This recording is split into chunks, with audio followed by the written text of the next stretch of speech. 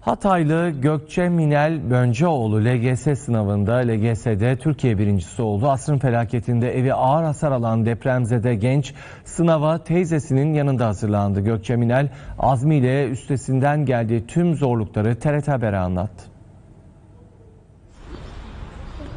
Evi depremde hasar gördü. Eğitim hayatına devam ettiği şehirden ayrılmak zorunda kaldı. 8. sınıf öğrencisi Gökçe Minel Bönceoğlu tüm zorluklara rağmen LGS sınavında Türkiye birincisi oldu. Bönceoğlu depreme Hatay'ın İskenderun ilçesindeki evinde yakalandı. Deprem gününde babam yanıma geldi. O sırada biz çök kapan taktiği yaptık ve tüm kitapların üstüme düştüğünü hatırlıyorum. Yani hala çok kötü bir gün, aklımdan çıkmıyor. Bönceoğlu asrın felaketinde yakın arkadaşını kaybetti. Asya, yani dershaneden çok yakın bir arkadaşımdı. Aslında ilk önce bize enkazdan çıktığını söylemişlerdi. Ardından 1-2 gün sonra da ölüm haberini, vefat haberini almıştık. Bu beni cidden çok üzmüştü.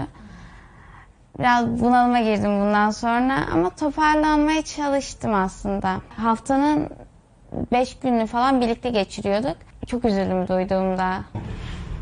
Gökçe Minel depremin ardından Konya'da yaşayan teyzesinin yanına yerleşti. Yeni okuluna alışmaya çalışan Bönceoğlu Konya'da sınava hazırlandı. Gökçe Minel Bönceoğlu liseye geçiş sistemi sınavında tüm soruları doğru yanıtlayarak Türkiye birincisi oldu. Bönceoğlu'nun eğitim gördüğü ve asrın felaketinde ağır hasar gören okuluna birincilik afişi asıldı.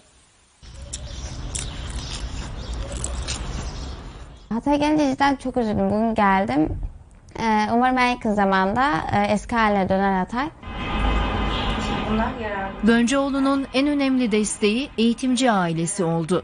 Denemelerde hep her zaman başarılı oldu. Zaten biz bunu da bekliyorduk ama depremden sonra belki dedik etkilenebilir, hani belki bir düşme yaşayabilir ama çok şükür böyle bir şey olmadı. Çok güzel sonuçlarla bizi gururlandırdı. Türkiye birincisi olan Bönceoğlu kendine yeni hedefler belirledi. Gökçe, tebrik ederim. Nice başarılara. Galatasaray'ı düşünüyorum ama tabii ki daha detaylı bir araştırma yapacağım. Bundan sonraki hedeflerim için fizik mühendisi ya da uzay ve havacılık düşünüyorum.